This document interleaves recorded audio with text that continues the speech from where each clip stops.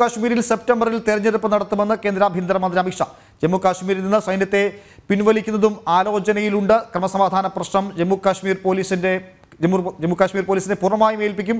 സൈന്യത്തിന്റെ പ്രത്യേക അധികാര നിയമം പിൻവലിക്കുന്നതും പരിഗണനയിലെന്ന് അമിത്ഷാ. വിവരങ്ങളുമായി ഗൗതം ചേർന്നുണ്ട്. ഗൗതം, കഴിഞ്ഞ കുറേ കാലമായി ജമ്മു കാശ്മീർ തെരഞ്ഞെടുപ്പിന്റെ പടിവാതിക്കലേക്ക് എത്തുന്നു. ഈ ലോക്സഭാ തെരഞ്ഞെടുപ്പോടുകൂടി അവിടെ തെരഞ്ഞെടുപ്പ് ഉണ്ടാകുമോ എന്ന പ്രതീക്ഷയിലായിരുന്നു. അത് ഉണ്ടായില്ല. അത്തരം തീരുമാനങ്ങളിലേക്ക് തെരഞ്ഞെടുപ്പ് കമ്മീഷൻ പോയില്ല. എന്നാൽ ഇപ്പോൾ സെപ്റ്റംബറിലേക്ക് ജനാധിപത്യം അവിടേക്ക് പുനഃസ്ഥാപിക്കപ്പെടും. അവിടെ തിരഞ്ഞെടുപ്പ് നടക്കുമെന്നത് കേന്ദ്ര ആഭ്യന്തരമന്ത്രി അമിത്ഷാ തന്നെ പ്രഖ്യാപിച്ചിരിക്കുന്നു. മാത്രമല്ല അവിടെ സൈന്യത്തിന്റെ സുരക്ഷാ സേനയ്ക്കുണ്ടായ പ്രത്യേക അധികാരം കൂടി പിൻവലിക്കുന്നതും പരിഗണനയിലെന്നും അമിത്ഷാ വ്യക്തമാക്കിയിട്ടുണ്ട്. ഗൗതം,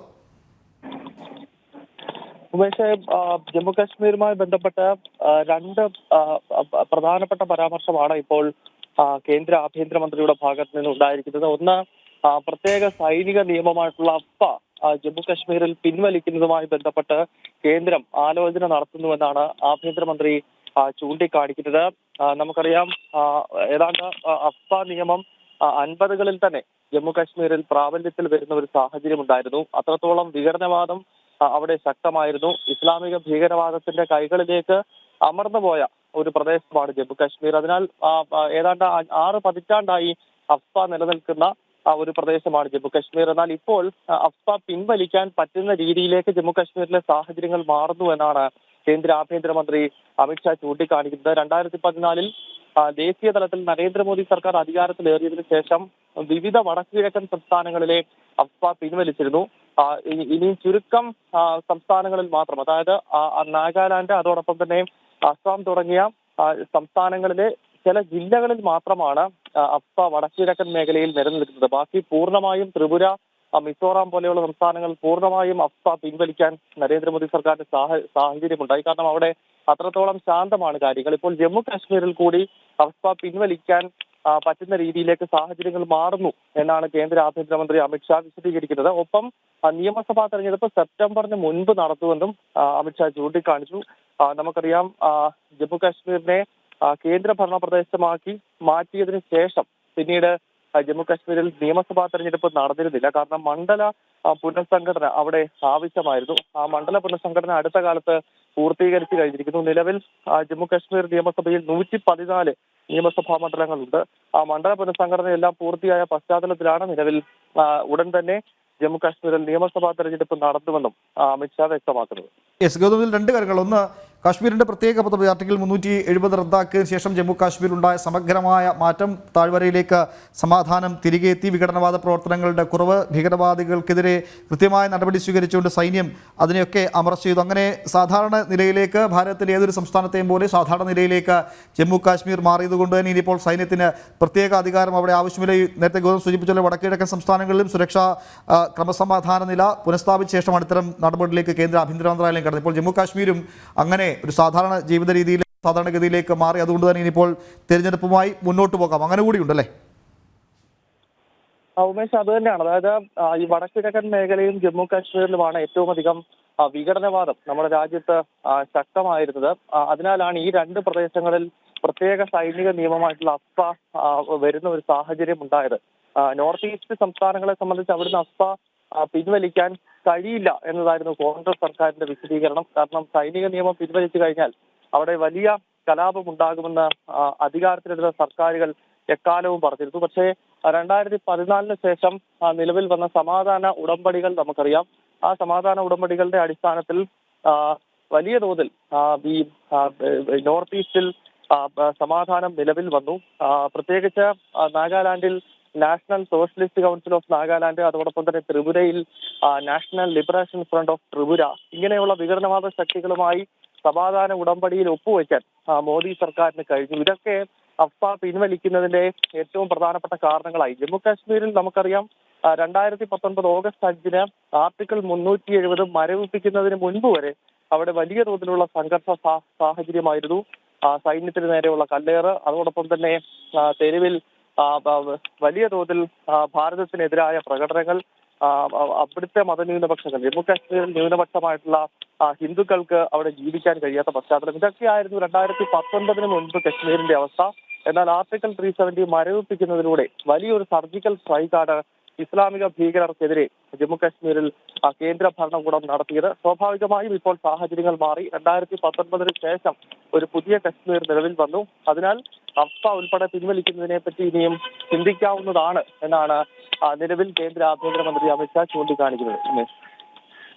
യെസ്, ഇന്നലെ ജമ്മു കാശ്മീരിലെ ഒരു സ്വകാര്യ ചാനൽ നൽകിയ അഭിമുഖത്തിലാണ് അദ്ദേഹം ഇത്തരം കാര്യങ്ങൾ വ്യക്തമാക്കിയത്. ഒപ്പം അദ്ദേഹം പറഞ്ഞ മറ്റൊരു കാര്യം കൂടിയുണ്ട്. അത് പലകുറി പാർലമെന്റിൽ ഉൾപ്പെടെ ആഭ്യന്തരമന്ത്രി അമിത്ഷാ വ്യക്തമാക്കിയതാണ്. പാക് അധീന ജമ്മു കാശ്മീർ അത് ഭാരതത്തിൻ്റെ അവിഭാജ്യ ഘടകമാണ്. അവിടുത്തെ ഹിന്ദുക്കളും മുസ്ലിംസും എല്ലാം ഭാരതത്തിൻ്റെ പൗരന്മാരാണ്, ഇവിടുത്തെ ആളുകളാണ്, നമ്മുടെ ജനങ്ങളാണ്. അത് തിരിച്ചുപിടിക്കുക, ഭാരതത്തിൻ്റെ ഭാഗമാക്കി മാറ്റുക എന്നത് ഏതൊരു പൗരൻ്റെയും ദൗത്യമാണ്, സങ്കല്പമാണ്, സ്വപ്നമാണെന്നൊക്കെ. ഉമേഷ്, ഇക്കാര്യം കേന്ദ്ര സർക്കാർ ഇടയ്ക്കിടയ്ക്ക് പറയുന്നുണ്ട്. കേന്ദ്ര പ്രതിരോധ മന്ത്രി രാജ്നാഥ് സിംഗും ആഭ്യന്തരമന്ത്രി അമിത്ഷായും എല്ലാം ഇക്കാര്യം ഇടയ്ക്ക് ഇടവേളകളിൽ ഇങ്ങനെ പറയുന്നു എന്നത് വളരെ ശ്രദ്ധേയമാണ്. പാക് അധിനിവേശ ജമ്മു കാശ്മീർ ഭാരതത്തിന്റെ അവിഭാജ്യ ഘടകമാണെന്ന കാര്യത്തിൽ തർക്കമില്ല. ഇത് ഭാരതത്തിന്റെ ഭാഗമാകുന്ന കാലം വിദൂരമല്ല എന്നാണ് നിലവിൽ അമിത്ഷായും അതോടൊപ്പം തന്നെ രാജ്നാഥ് സിംഗും അടങ്ങുന്ന നമ്മുടെ നേതാക്കൾ വിശദീകരിക്കുന്നത്. മാത്രമല്ല, ജമ്മു കാശ്മീരിൽ ഇപ്പോൾ നടന്നിട്ടുള്ള ഈ മണ്ഡല പുനഃസംഘടനയ്ക്ക് ശേഷം, അതായത് ജമ്മു കാശ്മീർ നിയമസഭയിലെ എല്ലാ അസംബ്ലി സീറ്റുകളും പുനഃസംഘടിപ്പിക്കുന്നതായിരുന്നു ഡീലിമിറ്റൈസേഷൻ. അതിനുശേഷം 114 ജമ്മു കാശ്മീർ നിയമസഭയാണ് നിലവിലുള്ളത്. ആ 114-ൽ 24 സീറ്റുകൾ മാറ്റിവെച്ചിരിക്കുന്നത് പാക് അധിനിവേശ ജമ്മു കാശ്മീരിലാണ്. അതായത് അത് ഭാരതത്തിന്റെ ഭാഗമാണ് എന്ന് കൃത്യമായി അടിവരയിടുന്നതാണ് ഈ ഒരു നീക്കം എന്ന കാര്യത്തിൽ സംശയമില്ല. അതിനാൽ 24 സീറ്റുകൾ, ഈ 114-24 സീറ്റുകൾ പാക് അധിനിവേശ ജമ്മു കാശ്മീരിന് വേണ്ടി മാറ്റിവെച്ചിരിക്കുന്നു. ബാക്കി 47 കശ്മീർ റീജിയണും അതോടൊപ്പം തന്നെ 43 സീറ്റുകൾ ജമ്മു റീജിയനിലുമാണ്. അങ്ങനെയാണ് ഇനി തെരഞ്ഞെടുപ്പ് നടക്കാൻ പോകുന്നത്. അപ്പോൾ പാക് അധിനിവേശ ജമ്മു കാശ്മീർ ഭാരതത്തിന്റെ അവിഭാജ്യ ഘടകമാണെന്നതിൽ ഇപ്പോഴത്തെ കേന്ദ്ര സർക്കാരിന് തർക്കമില്ല. സർക്കാർ സംവിധാനങ്ങൾ ഇടയ്ക്കിടയ്ക്ക് അത് ഓർമ്മപ്പെടുത്തുന്നുണ്ട്. അടുത്തിടെ കരസേനാ മേധാവി മനോജ് പാണ്ഡെ നടത്തിയൊരു പ്രതികരണം, സർക്കാർ എപ്പോഴാണ് ഉത്തരവിടുന്നത് ആ ഘട്ടത്തിൽ പാക് അധിനിവേശ ജമ്മു കാശ്മീർ പിടിച്ചെടുക്കാൻ സൈന്യം സജ്ജമാണ് എന്ന സന്ദേശവും കരസേനാ മേധാവി നൽകിയിരുന്നു. അപ്പോൾ പാക് അധീന ജമ്മു കാശ്മീർ സംബന്ധിച്ച് കൃത്യമായ ധാരണ സർക്കാരിനുണ്ട്. അത് ഭാരതത്തിന്റെ അവിഭാജ്യ ഘടകമാണെന്ന് ഓരോ ഇടവേളകളിലും സർക്കാർ പാകിസ്ഥാനെ ഓർമ്മപ്പെടുത്തിക്കൊണ്ടുകൂടി ഇരിക്കുകയാണ്.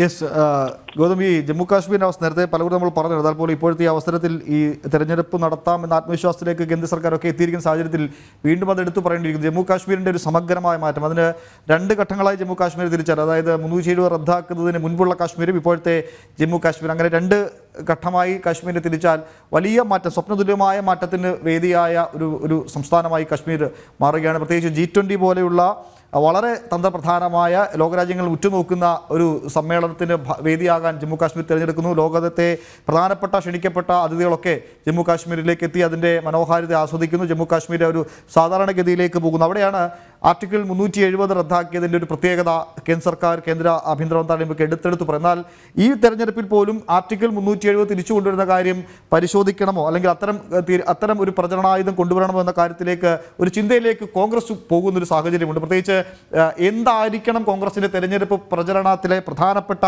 മുദ്രാവാക്യങ്ങൾ എന്ന് ചർച്ച ചെയ്യാൻ വേണ്ടി അവർ വിളിച്ചു ചേർത്ത യോഗത്തിലൊക്കെ ജമ്മു കാശ്മീരിലെ ആർട്ടിക്കിൾ 370 തിരിച്ചു കൊണ്ടുവരുന്നതിനെ പറ്റി പ്രചരണത്തിൽ ഉൾപ്പെടുത്തണമെന്ന തരത്തിലേക്ക് കോൺഗ്രസ് ഒരു ഭാഗത്ത് അത്തരത്തിൽ പ്രചരണങ്ങൾ നടത്തുമ്പോൾ, മറുഭാഗത്ത് 370 റദ്ദാക്കിയതിലൂടെ ജമ്മു കാശ്മീർ ഉണ്ടായ സമഗ്രമായ മാറ്റം മുൻനിർത്തി അവിടെ തെരഞ്ഞെടുപ്പിലേക്ക് പോകുന്നു. ഒപ്പം അവിടെ സൈന്യത്തിന് നൽകിയിരിക്കുന്ന, സുരക്ഷാ സേനയ്ക്ക് നൽകിയിരിക്കുന്ന പ്രത്യേക അധികാരം പിൻവലിക്കുന്നതിലേക്ക് കേന്ദ്ര ആഭ്യന്തര മന്ത്രാലയം കടക്കുന്നു. ഇത് രണ്ടും കൂടി ഒന്ന് താരതമ്യം ചെയ്യേണ്ട ആവശ്യകതയിലേക്ക് ഗൗതം. ശ്രീ ജോസൂട്ടി ചേരുന്നുണ്ട്, വിദേശകാര്യ. ശ്രീ ജോസൂട്ടി, താങ്കൾ ശ്രദ്ധിച്ചു കാണുമെന്നാണ് മനസ്സിലാക്കുന്നത്. കേന്ദ്ര ആഭ്യന്തരമന്ത്രി അമിത്ഷാ ഇന്നലെ ജമ്മു കാശ്മീരിനെ പറ്റി നടത്തിയ ചില പരാമർശങ്ങളുണ്ട്. അവിടെ സൈന്യത്തിന് നൽകിയിരിക്കുന്ന പ്രത്യേക അധികാരം, സൈന്യത്തിനും സുരക്ഷാ സേനയ്ക്കും ഒക്കെ നൽകിയിരിക്കുന്ന പ്രത്യേക അധികാരം പിൻവലിച്ചുകൊണ്ട് സെപ്റ്റംബറിന് മുൻപ് ജമ്മു കാശ്മീർ തിരഞ്ഞെടുപ്പിലേക്ക് കടക്കും. അവിടുത്തെ മണ്ഡല നിർണ്ണയമൊക്കെ പൂർത്തിയായി ആ ബില്ല് പാർലമെന്റിൽ അവതരിപ്പിക്കുകയും ചെയ്തിരുന്നു. അങ്ങനെ ഒരു സാധാരണ സംസ്ഥാനം പോലെ, ഭാരതത്തിലെ ഏതൊരു സംസ്ഥാനത്തെയും പോലെ ഒരു സാധാരണ സംസ്ഥാനമായി ജമ്മു കാശ്മീർ മാറുന്നു. അതിന് ഉദാഹരണമായി, അല്ലെങ്കിൽ അതിന് സഹായ ഘടകമായി മാറുന്നത് ആർട്ടിക്കിൾ 370 റദ്ദാക്കലാണെന്നും അദ്ദേഹം കൂട്ടിച്ചേർക്കുന്നുണ്ട്. ശ്രീ ജോസൂട്ടി. തീർച്ചയായിട്ടും ജമ്മു കാശ്മീരിലെ ആർട്ടിക്കിൾ 370 ശേഷം പഴയതുപോലെ ഉണ്ടായിരുന്ന ഭീകരവാദ ആക്രമണങ്ങൾ നമ്മൾ കാണുന്നില്ലായിരുന്നു. എന്നിരുന്നാൽ ഈ നമ്മുടെ പൊതു തിരഞ്ഞെടുപ്പ് നടക്കുന്ന കൂട്ടത്തിൽ തെരഞ്ഞെടുപ്പ് നടക്കാൻ തക്ക രീതിയിലുള്ള സാഹചര്യം അവിടെ ഉണ്ടായിരുന്നില്ല എന്ന് മനസ്സിലാക്കിയിട്ടാണ് തെരഞ്ഞെടുപ്പ് സെപ്റ്റംബറിനോടുകൂടി നടത്തുവാനായിട്ടുള്ള സജ്ജീകരണങ്ങളും ക്രമീകരണങ്ങളും ഒക്കെ ചെയ്യുമെന്ന് പറയുന്നത്. അപ്പൊ സ്വാഭാവികമായിട്ടും അവിടുത്തെ കാര്യങ്ങൾ സാധാരണ നിലയിലേക്ക് പോകുന്നു എന്ന് വേണം അനുമാനിക്കുവാൻ. അവിടുത്തെ ക്രമസമാധാന നിലയുടെയും മറ്റുമൊക്കെ ഒരു മാറ്റം വെച്ച് നോക്കുകയാണെങ്കിൽ അത്തരത്തിലുള്ളൊരു ഒറ്റപ്പെട്ട ചില സംഭവങ്ങളൊക്കെ ഇടയ്ക്കിടയ്ക്ക് ഉണ്ടാകുന്നുണ്ടെങ്കിലും തെരഞ്ഞെടുപ്പ് നടത്താതിരുന്നതിനെ സംബന്ധിച്ച് വലിയ വിമർശനങ്ങൾ ഉണ്ടായിരുന്നു. അപ്പോൾ തെരഞ്ഞെടുപ്പ് സ്വാഭാവികമായി നടക്കും. അവിടെ മറ്റു കാര്യങ്ങളും സുരക്ഷയൊക്കെ പോലീസിനെ ഏൽപ്പിക്കുമെന്ന് പറയുന്നത് കാര്യങ്ങൾ സാധാരണ നിലയിലേക്ക് വരുന്നതിന്റെ സൂചനയായിട്ട് നമുക്ക് കാണാവുന്നതാണ്. എന്നിരുന്നാലും അതൊരു എനിക്ക് തോന്നുന്നത് വളരെ സൂക്ഷിച്ച് നടത്തിയിട്ടുള്ള ഒരു പ്രസ്താവനയാണ്. അത് എത്രമാത്രം സാധാരണ നിലയിൽ അവിടെ തെരഞ്ഞെടുപ്പ് നടത്താൻ കഴിയും, അല്ലെങ്കിൽ ഇതിന് ശേഷം ഉണ്ടാകുന്ന സംഭവവികാസങ്ങൾ എന്തായിരിക്കും, രാജ്യത്തിന്റെ മറ്റു ഭാഗങ്ങളിലെല്ലാം തെരഞ്ഞെടുപ്പ് നടക്കുകയാണ് ഈ ഏപ്രിൽ മെയ് മാസങ്ങളിൽ. അപ്പൊ സ്വാഭാവികമായും അവിടുത്തെ സിറ്റുവേഷൻ ഒന്നും കൂടെ പഠിച്ചിട്ട് നടത്തും എന്നുള്ളതായിരിക്കും. എന്നിരുന്നാലും അവിടെ നടത്താൻ കഴിയുമെന്നുള്ളൊരു ആത്മവിശ്വാസമാണ് ഈ പ്രസ്താവനയിൽ കാണുന്നതെന്നാണ് ഞാൻ മനസ്സിലാക്കുന്നത്. മാത്രമല്ല, അദ്ദേഹം പറഞ്ഞ മറ്റൊരു ചില കാര്യങ്ങളുണ്ട് ശ്രീ ജോസൂട്ടി. പാക് അധീന ജമ്മു കാശ്മീർ അത് ഭാരതത്തിന് അവിഭാജ്യ ഘടകമുണ്ട്. ആദ്യമായല്ല അദ്ദേഹം അത്തരം പരാമർശം നടത്തുന്നത്. അദ്ദേഹം മാത്രമല്ല, കേന്ദ്ര പ്രതിരോധ മന്ത്രിയും ഒപ്പം പാർലമെന്റിലെ മറ്റംഗങ്ങളും ഒക്കെ ഇത്തരം പരാമർശങ്ങൾ നടത്തുന്ന ആദ്യമായല്ല.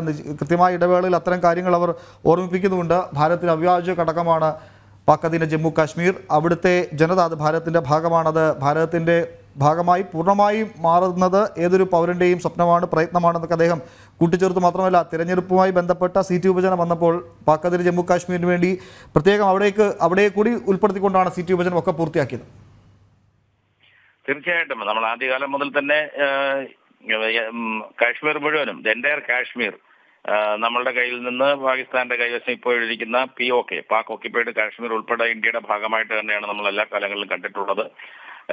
ഈ അടുത്ത കാലത്തായിട്ട് ആ പ്രദേശം കൂടുതലായിട്ട് നമ്മുടെ രാജ്യത്തിന്റെ ഭാഗമായി ചേർക്കുന്നതിന് വേണ്ടിയിട്ടുള്ള ചില നിയമങ്ങളും പ്രമേയങ്ങളും അതുപോലെ തന്നെ ഇത്തരത്തിലുള്ള പ്രസ്ഥാനങ്ങളൊക്കെ കാണുന്നതായിട്ട് നമ്മൾ ശ്രദ്ധിക്കുന്നുണ്ട്. സ്വാഭാവികമായിട്ടും ഇന്ത്യ എല്ലാ കാലത്തും പറഞ്ഞിട്ടുള്ളത് ഈ ഒന്നുകൂടി നിലവിലെ സർക്കാർ ഊന്നി പറയുകയാണ് അത് ഇന്ത്യയുടെ ഭാഗമാണെന്ന്. അതുകൊണ്ടാണ് തെരഞ്ഞെടുപ്പ് നടക്കുമ്പോൾ അവിടുത്തെ കാര്യങ്ങൾ കൂടിയൊക്കെ പരിഗണിച്ചുകൊണ്ട് അത് കാശ്മീരിന്റെ മേൽ നമ്മളുള്ള വാദങ്ങളെയും അത് ഇന്ത്യയുടെ അവിഭാജ്യ ഘടകമാണെന്നുള്ള വാദത്തെയും ഒക്കെ ഊട്ടി ഉറപ്പിക്കുന്ന പ്രസ്താവനകളാണ്. അത് വ്യക്തമായ സന്ദേശമാണ് നമ്മുടെ അയൽ രാജ്യമായ പാകിസ്ഥാന് നൽകുന്നത്.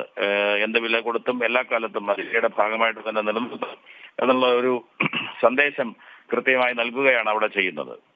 യെസ്.